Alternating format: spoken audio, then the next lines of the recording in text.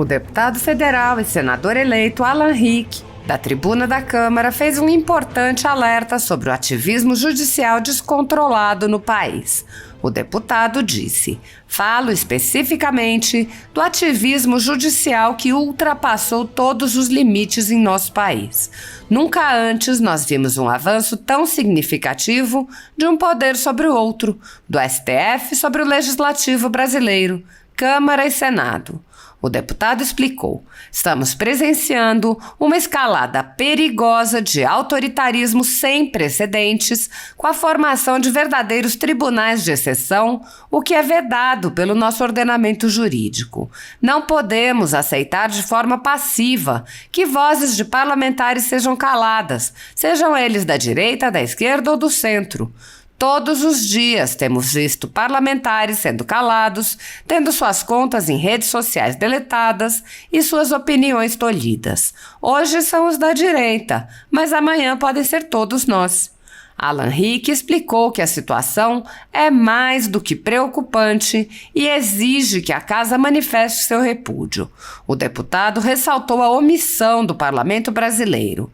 "Estamos assistindo passivos a um retrocesso do exercício do nosso regime político, instituído, repito, constitucionalmente. Silenciar o agente político que critica é violar o direito à diversidade de opinião, é impedir o exercício democrático daquele que se opõe. A liberdade de opinião é imprescindível e fundamental para o aprimoramento do Estado democrático de direito e das instituições públicas." O deputado resumiu: "O povo brasileiro clama pelo seu direito de se expressar livremente.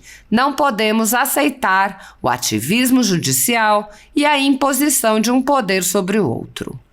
A Folha Política mostra há 10 anos fatos da política brasileira que incluem atos, pronunciamentos, eventos e declarações de membros dos 3 poderes, inclusive do atual presidente da República, eleito democraticamente pela maioria da população.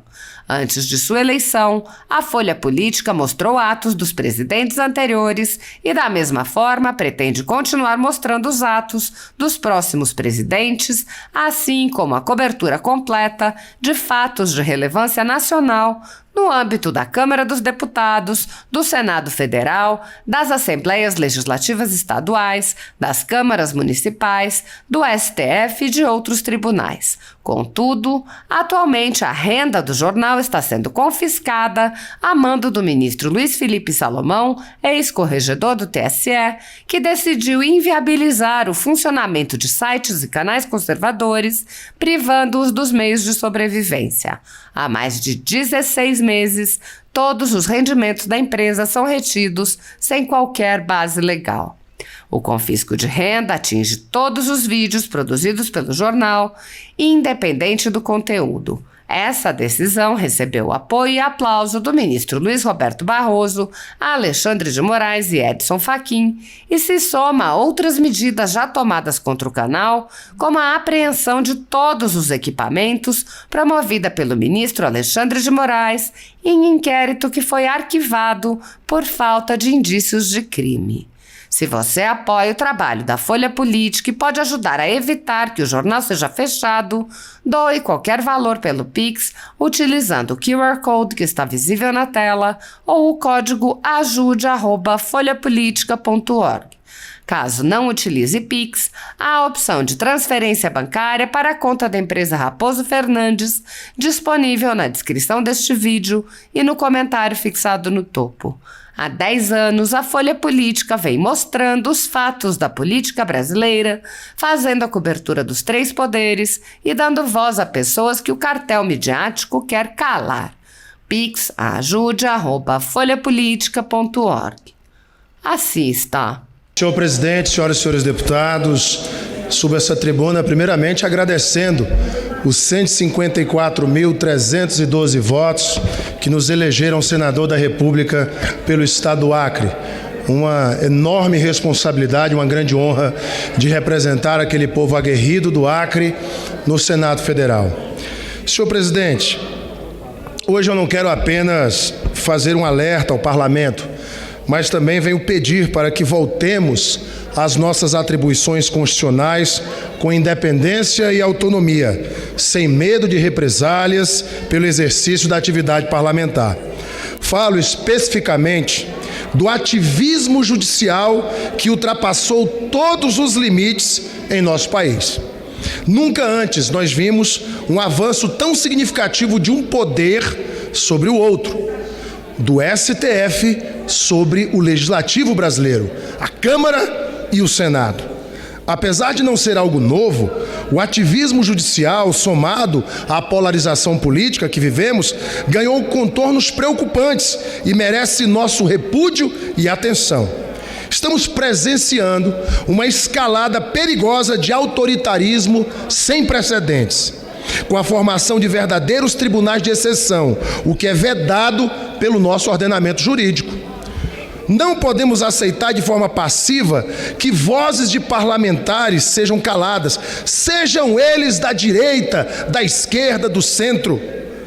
Todos os dias temos visto parlamentares sendo calados, tendo suas contas em redes sociais deletadas e suas opiniões tolhidas.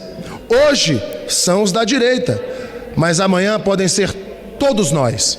Os precedentes são perigosos, pois se continuarmos passivos diante desta forma de atuação de alguns membros do Supremo Tribunal Federal e do Tribunal Superior Eleitoral, estamos concordando com a violência e com o cerceamento dos direitos de todo o parlamento brasileiro. A suspensão por partes de ministros do Tribunal Superior Eleitoral e do Supremo Tribunal Federal de contas em redes sociais de parlamentares que se manifestaram politicamente é mais do que preocupante. É uma medida que merece o repúdio desta casa. Senhoras e senhores deputados, estamos falando de deputados eleitos pela população, pelos segmentos que representam. E aqui eu quero reforçar que o precedente é perigoso e viola as prerrogativas parlamentares, vulnerabilizando a nossa democracia.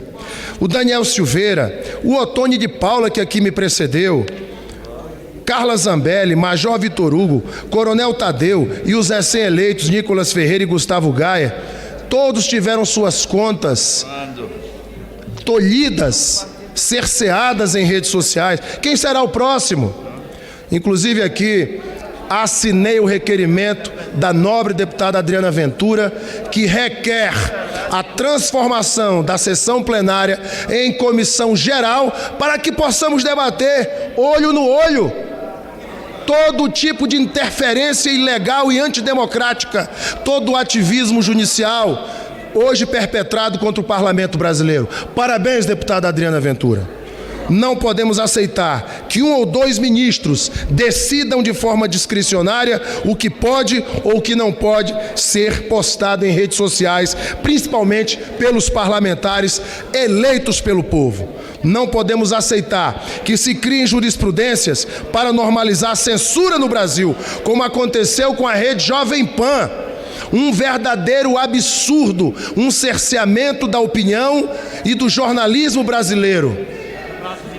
Não podemos aceitar que se estabeleça como tipo penal o crime de opinião por decisões judiciais, o que descumpre frontalmente o artigo 53 da Constituição, que assegura a inviolabilidade parlamentar pelas opiniões que proferem no exercício de suas funções.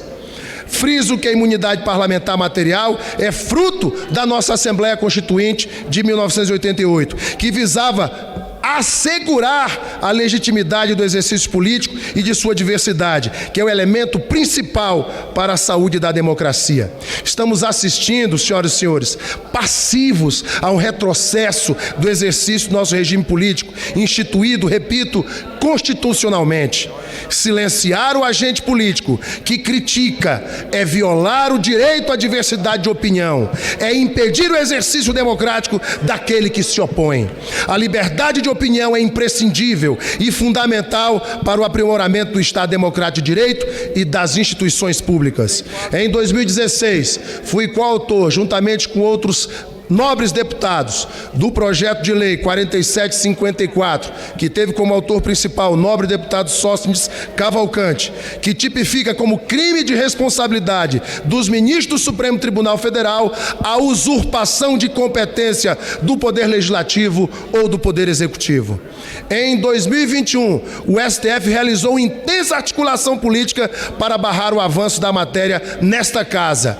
E na oportunidade, não posso deixar de mencionar que precisamos de mecanismos que coíbam desmandos e precisamos fazer isso com rapidez e responsabilidade.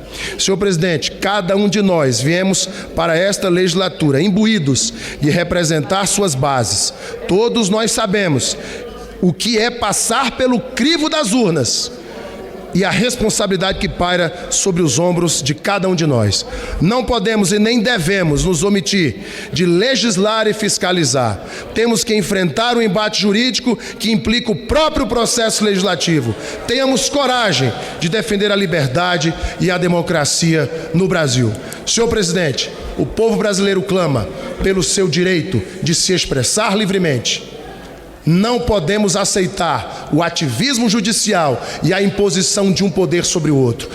A nossa Constituição nos defende e os parlamentares têm esse direito, porque representam suas bases. Peço a Deus que nos dê força, coragem e discernimento para enfrentarmos esta grande batalha e defendermos o povo brasileiro. Peço também que esta nossa fala seja divulgada nos meios de comunicação desta casa e na Voz do Brasil. Muito obrigado. Obrigado, nobre